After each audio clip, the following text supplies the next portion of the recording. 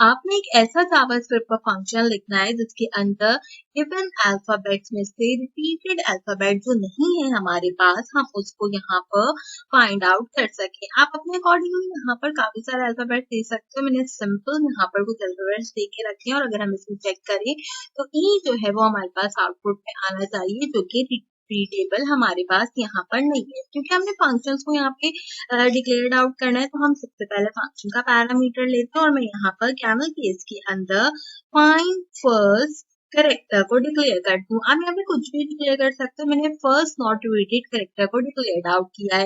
Basically जो भी character होगा उसकी डेटा टाइप क्या होगी, हमारे पास स्ट्रिंग होगी।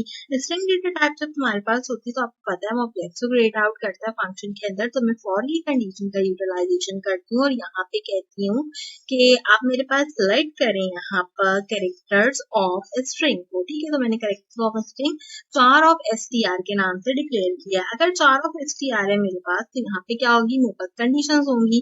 अब मैं इफ की कंडीशंस का यूटिलाइजेशन करती हूँ यहाँ पर और कहती हूँ कि अगर मेरे पास स्ट्रिंग जो है वो इंडेक्स ऑफ, आप मुझे बताओ डॉट इंडेक्स ऑफ जो है वो हम क्यों यूज करते हैं। आप मुझे जल्दी से कमेंट सेक्शन में बताना है कि डॉट इंडेक्स ऑफ की कमांड हम क्यों यूज कर रहे हैं यहाँ पर कैरेक्टर्स के साथ। ठीक है, तो मैंने यहाँ पर चार के साथ इसका यूटिलाइजेशन किया है इसको डिफाइन करने के लिए। और मैंने कहा कि जो भी मेरा कैरेक्टर है उसकी data type and equality string के इक्वल होनी चाहिए। तो आप उसके अंदर क्या करोगे, डॉट लास्ट इंडेक्स का जो हमारे पास ऑप्शन होता है हम उसको यहाँ पर यूज करेंगे। डॉट लास्ट इंडेक्स ऑफ का जो मेरे पास ऑप्शन है मैंने उसको यहाँ पर यूटिलाइज किया। ये दोनों चीजें मैंने आपको कोर्स कंटेंट में पढ़ाई है, तो आप लोग मुझे कमेंट सेक्शन में बताना है कि हम ये दोनों चीजें क्यों यूटिलाइज करते हैं। इसके बाद हम यहाँ पे क्या करेंगे, अगेन जो है हमारा कैरेक्टर है हम उसको यहाँ पर यूटिलाइज कर लेते हैं। अच्छा, मैंने यहाँ पे डॉट इंडेक्स ऑफ के अंदर 4 कैपिटल लिख दिया था तो मैं इसको लोअर केस के अंदर डिफाइन करूंगी। इसके बाद बेसिकली मुझे क्या करना होगा, यहाँ पे रिटर्न की फंक्शन की वैल्यू को प्रोवाइड आउट करना होगा। तो उसके लिए एक और ऑब्जेक्ट क्रिएट आउट करेंगे। इसमें क्या करेंगे, हम रिटर्न का फंक्शन कॉल करेंगे और अगेन यहाँ पे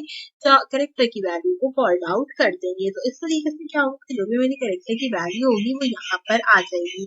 अभी मैंने सिर्फ यहाँ पे स्ट्रिंग जो भी मैं दूंगी यानी कि जो अल्फाबेट होंगी इसमें से जो भी फर्स्ट नॉट रिपीटेड करेक्टर होगा उसको डिफाइन किया है। अब मुझे यहाँ पे दो कंडीशन बूलियन एक्सप्रेशन में होगी, या तो मेरे पास मेरा जो करेक्टर होगा वो रिटर्न होगा या फिर वो नल होगा। तो उस केस में हम क्या करते हैं, यहाँ पर हम एक नल की कंडीशन भी डिफाइन कर देते हैं। जैसे कि मैं सिंपल यहाँ पे लिख देती हूँ रिटर्न नल। ठीक है, रिटर्न नल में क्या होगा कि अगर कोई कुछ भी रिपीट नहीं हो रहा होगा तो नल जो है वो मेरे पास आउटपुट में लिखा हुआ आएगा। अब हमने क्या करना होता है, सिंपल कंसोल डॉट लॉग का यूज करना है क्योंकि हमें कोई ना कोई चीज ऑब्वियसली प्रिंट भी करानी है। तो इसके लिए हम यहाँ पे क्या करेंगे, अपना find first not repeated character जो है वो उसको डिक्लेयर करेंगे। और उसको डिक्लेयर करते हुए मुझे क्या चीज करनी होगी, बेसिकली यहाँ पर मुझे इसके अंदर वो अल्फाबेट्स बताने होंगे जो कि मैं यहाँ पे देना चाहती हूँ। अल्फाबेट मैंने ऑलरेडी लिख कर रखे हैं जिसके अंदर मैं यहाँ से सिंपल इन्हीं को कॉपी कर लेती हूँ, कॉपी करके पेस्ट कर देती हूँ। आप कोई भी अल्फाबेट लिख सकते हो, उससे कोई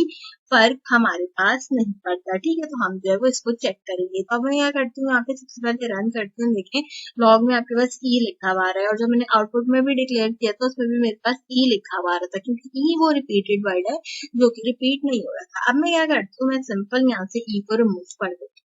ठीक है, अभी जब तक ई आ रहा था तो मेरी लाइन नंबर 10 की रिटर्न करेक्टर की जो कमांड थी वो चल रही थी। अब मैंने यहाँ से ई रिमूव कर दिया। अब मैं यहाँ से सिंपल रन करूंगी तो आप देखो कंडीशन नल के अंदर आएगी, यानी कि ये सारे अल्फाबेट दोबारा दोबारा रिपीट हो रहा है और उनमें से कोई भी अल्फाबेट जो है रिपीट आउट ऐसा नहीं है जो कि रिपीट आउट नहीं हो रहा। तो उस केस के अंदर रिटर्न का फंक्शन नल की वैल्यू में वर्क कर रहा है। तो इस तरीके से हम फंक्शन को डिफाइन कर सकते हैं। डिफाइन कर यहाँ पर इसको कंपाइल कर सकते हैं। तो उम्मीद करते हैं कि आज की वीडियो आपको पसंद आई होगी। इन सब चीजों को समझने के लिए आपने मेक श्योर करना है कि आपने मेरे चैनल के लेक्चर नंबर 22 टू 25 लाजमी चेक किया हो फंक्शन से रिलेटेड, ताकि आपको अच्छी तरीके से समझ आए कि सारी चीजें किस तरीके से वर्क करती हैं। लास्ट इंडेक्स साथ ही साथ जो है इंडेक्स ऑफ, की सारी चीजें भी मैंने इन वीडियोज के अंदर आपको बता कर रखी हैं।